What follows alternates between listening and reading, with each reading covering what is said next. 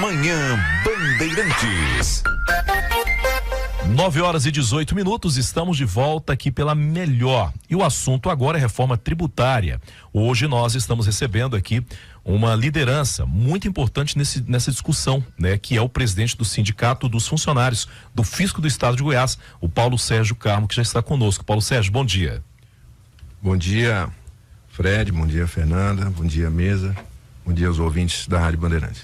Seja bem-vindo aqui. O Sindifisco participa muito ativamente das discussões, né, sobre a reforma tributária e vai esclarecer para a gente aqui os principais pontos da discussão. Os nossos ouvintes, inclusive, que tiverem dúvidas, podem mandar perguntas aqui para a gente.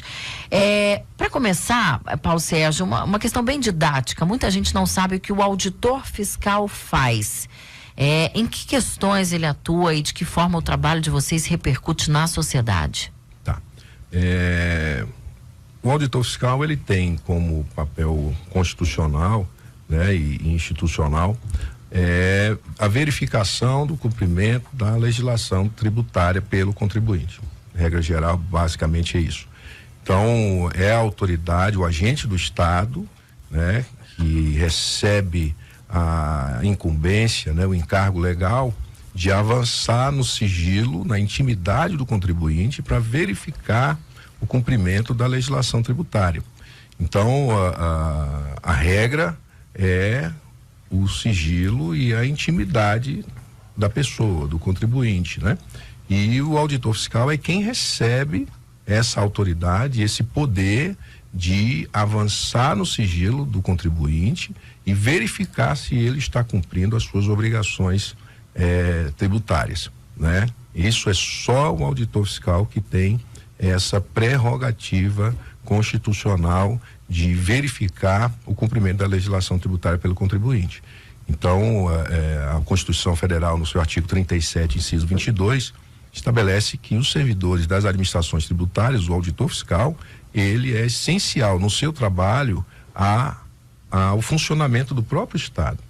Por quê? O artigo 3º, que trata dos objetivos da República, que é constituir uma sociedade livre, justa, solidária, o bem-estar de todos, no artigo 3º e seus incisos, carecem de implementação de políticas públicas. E políticas públicas exigem o investimento de recursos financeiros para que essas políticas operem.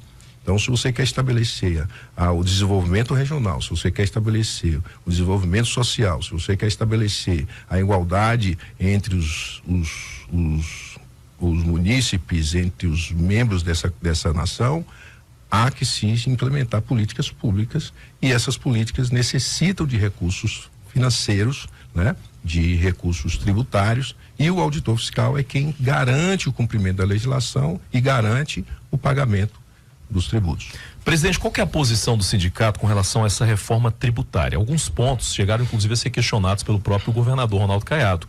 Que balanço que o senhor traz e faz, né? E como que o sindicato se posiciona diante desse questionamento ou dos questionamentos do Estado?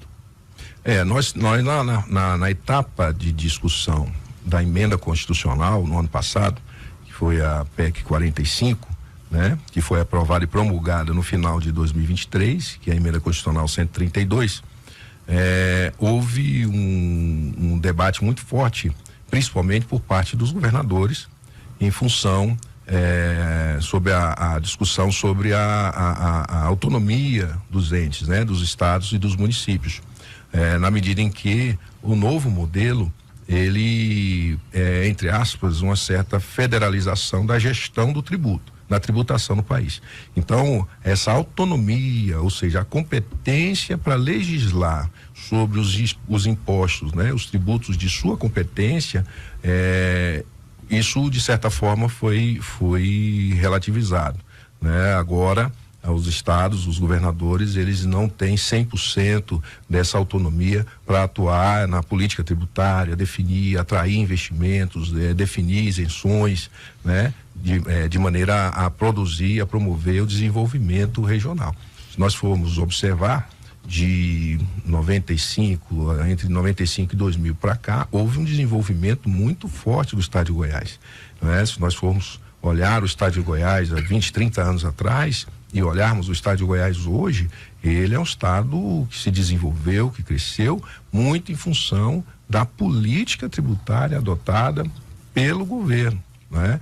Então, essa liberdade, digamos assim, essa autonomia foi de fato limitada, vamos dizer assim. Então, o governador Ronaldo Caiado, no debate da PEC 45, ele se insurgiu muito forte contra isso e com o nosso apoio. Nós entendemos que as administrações tributárias dos estados tomam emprestado, digamos assim, do chefe do executivo estadual, do governo do estado, da autonomia que o estado tem, essa autoridade na sua atuação. Na medida que isso, digamos assim, sobe a grosso modo, né, as decisões, a gestão, né, as definições de políticas tributárias sobe para o âmbito federal, porque vai se criar um comitê gestor de atuação no distrito, lá em Brasília, né, onde as decisões serão tomadas, né, terá a participação dos estados, terá a participação dos municípios, mas o estado, digamos assim, individualmente perdeu um pouco dessa autonomia para definir os rumos da sua política tributária. Muito se fala na simplificação do imposto, né? Isso vai ocorrer de fato, na prática, como é que isso ficaria? Há controvérsias aí, há muitos questionamentos em torno dessa questão ainda, né?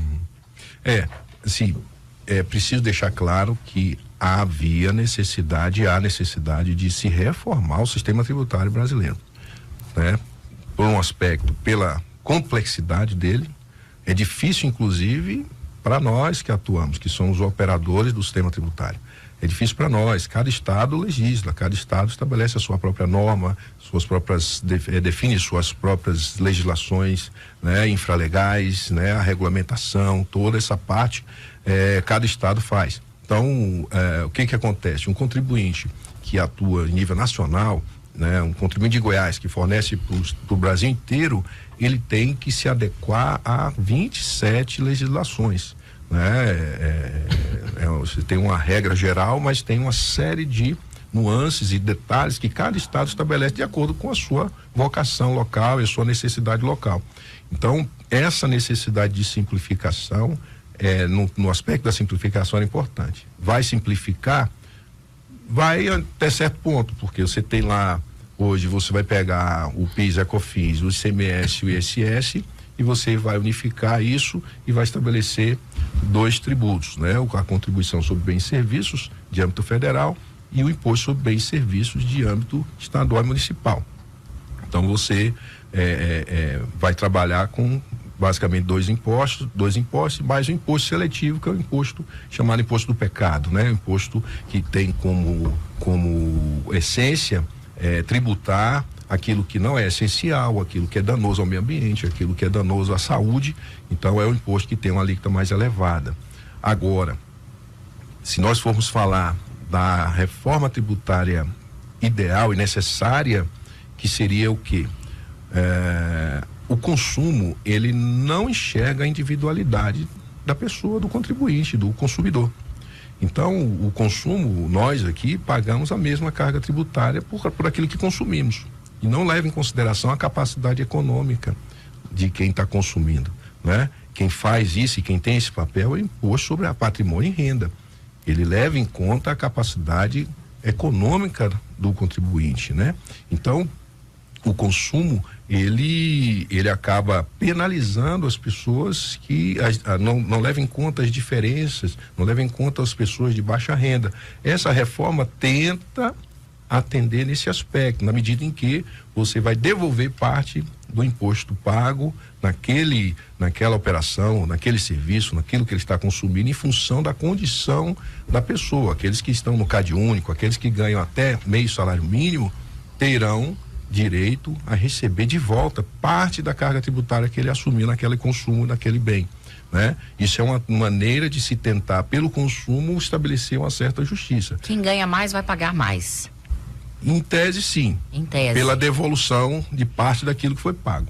Mas o imposto que estabelece de fato essa justiça é o imposto sobre patrimônio e renda, que precisa ser feito esse ajuste no sistema tributário. Hoje, a carga tributária, ela é sustentada basicamente pelo consumo, porque se protege patrimônio e renda. Se vocês terem ideia, a alíquota para o imposto sobre herança, né, conhecido como imposto sobre herança no Brasil, a alíquota máxima é de 8%. Em países de primeiro mundo, ela passa de 40%. Mas também você desonera um pouco mais o consumo, você estimula a produção, você estimula a geração de emprego e renda, né? E você tributa patrimônio e renda, né? Então você desestimula o acúmulo de riqueza, né? Aqui no Brasil, a carga tributária, ela está na média dos países do primeiro mundo, porém sustentada por um setor que acaba prejudicando o crescimento, prejudicando o desenvolvimento nacional. Porque é difícil produzir, é difícil empregar, é difícil trabalhar, é difícil consumir, porque tudo se torna mais caro por conta da carga tributária. Mas se você transferir isso para o patrimônio e renda, você consegue desonerar e fazer o país crescer, né? Então, essa é a reforma ideal. A reforma do consumo para simplificação é importante, né? É preciso, era necessário, mas é preciso dar esse outro passo, que é a reforma sobre patrimônio e renda. Um minutinho para responder, nós temos uma pergunta que nós temos várias perguntas dos ouvintes. O Paulo Sérgio pergunta o seguinte: tendo em vista a necessidade de operacionalização da reforma tributária no Estado, além de um quadro de pessoas defasado, há algum pedido de reforço para o fisco por meio de um novo concurso público para os auditores? Rapidamente, um minutinho para nós fazer o giro. Olha, nós estamos já há anos requerendo um concurso para a recomposição do nosso quadro. Para vocês terem ideia, em janeiro de 2019, né, 5 anos atrás, nós tínhamos um quadro de 710 auditores de um total previsto em lei de 750.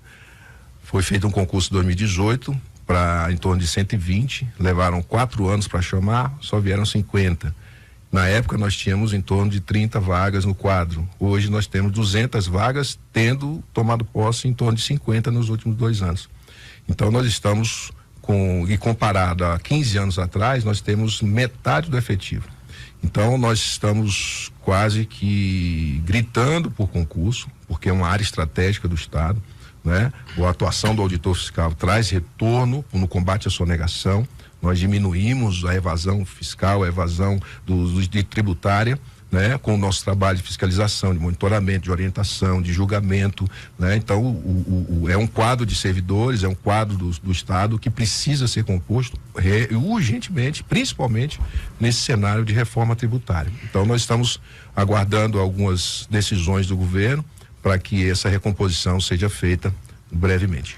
Resposta para o Matheus. Carmo, tem mais uma pergunta? Não, é só a resposta do Matheus, é só agradecendo a participação do Matheus e agradecer o Paulo Sérgio. Eu achei que a pergunta vinha de um xará dele, porque você falou do Paulo Sérgio, né?